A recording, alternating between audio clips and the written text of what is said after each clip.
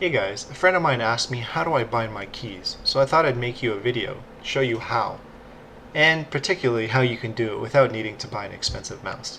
So, enjoy, and I hope you learned something. The first step in key binding is to actually open the key binding window. Press Escape, and then click on Key Bindings, and here's the key binding interface. In this case, I want to bind Sheath Unsheath Weapon to the letter G. So I click on where it says Not Bound, hit the letter G. If that letter is bound to something else, you'll receive an error similar to this.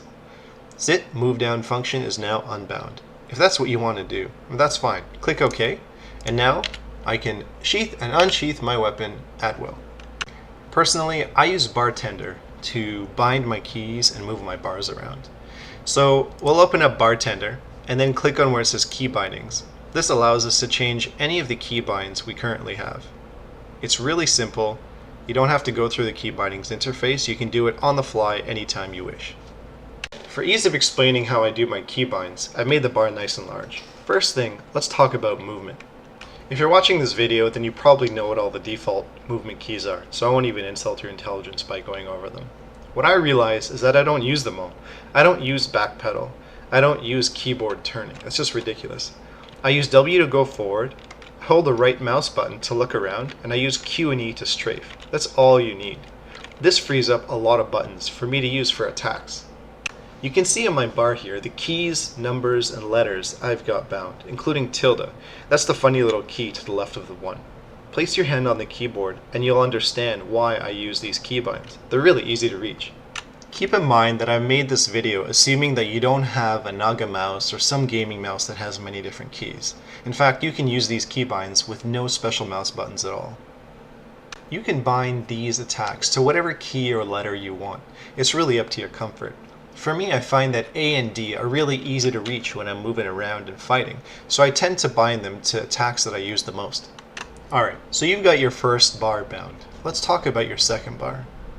What you want to do is use modifiers like Shift, Control, or Alt. As you can see here, the letters and numbers are actually bound the same as my bar number 1, except there's a shift in front of all of them. So say I want to use my Berserker Rage, I'll hit Shift 1 and it uses the ability. This simple formula will allow you to use Shift, Alt, and Control to fill 4 full bars of attacks, abilities, macros, whatever you want. Hell, you can even throw pets on there. Mounts, whatever makes you happy. I highly recommend that you keybind auto run to something. It makes life a lot easier to just hit it and chase something down instead of having to hold W the whole time. This really applies for PvP people. Let's see these keybinds in action. I want to hamstring this guy using Control 2, leap away using Alt 1, and then heal up using Shift X. So I'm fighting him. There's the hamstring on the dude, Alt 1 to run away, and Shift X to cast Enrage Regeneration. Too easy. I didn't have to click anything, I could maintain my target and focus on the fight. Keep in mind that that wasn't the most efficient way to bind your keys, but it was just a demonstration of how you can use the Control, Alt, and Shift modifiers to make your life easier. I hope you guys found this video useful. If you have any questions or comments, please leave them in the comment section below. Chase me down on Twitter, teamcentric.net, wherever you can find me. Take it easy and keep it alpha.